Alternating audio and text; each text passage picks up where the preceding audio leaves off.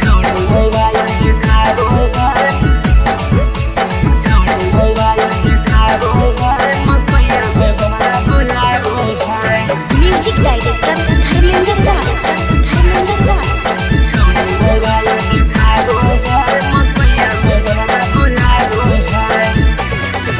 अगे गौचक से अइयो बारातिया, बैठे ल दे नहीं खटिया, बैठे ल दे नहीं खटिया। अगे गौचक से अइयो बारातिया, बैठे ल दे नहीं खटिया, खटिया। मारी के कोन खिछौड़ी, छौड़ा पढ़ेला काहे चलाबो है। छौड़ी मोबाइल देखाबो है, मकैया में हमरा बोलाबो है। छौड़ी मोबाइल देखाबो है, मकैया में हमरा बोलाबो है।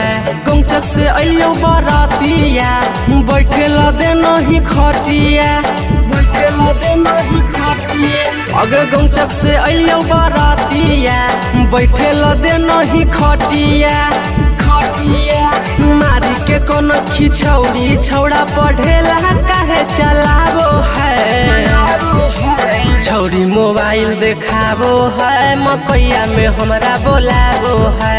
छौड़ी मोबाइल देखाबो है, मकैया में हमरा बोलाबो है।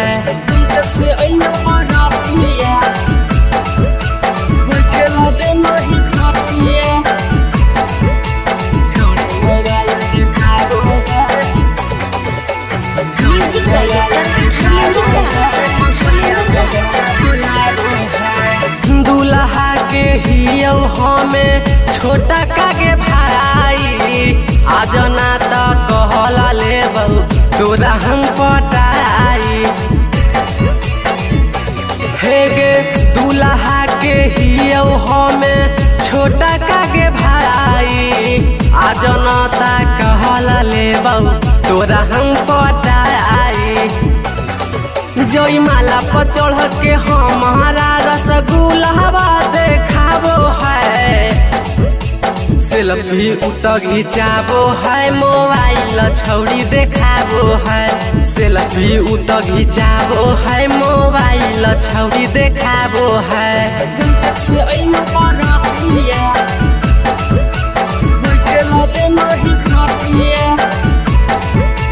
छौड़ी मोबाइल देखाबो है। म्यूजिक डायरेक्टर धर्मेंद्र राज, धर्मेंद्र राज। हे गे रिश्ता में लगमी हमर भैया के साली, बालाजी बिहरिया के देबो हखी गाली। हे गे रिश्ता में लगमी हमर भैया के साली, बालाजी बिहरिया के देबो हखी गाली।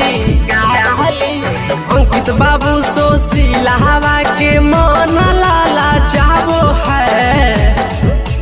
मड़वा पर चढ़ी गरियाबो है, भैया के साली बोलाबो है। मड़वा पर चढ़ी गरियाबो है, भैया के साली गरियाबो है।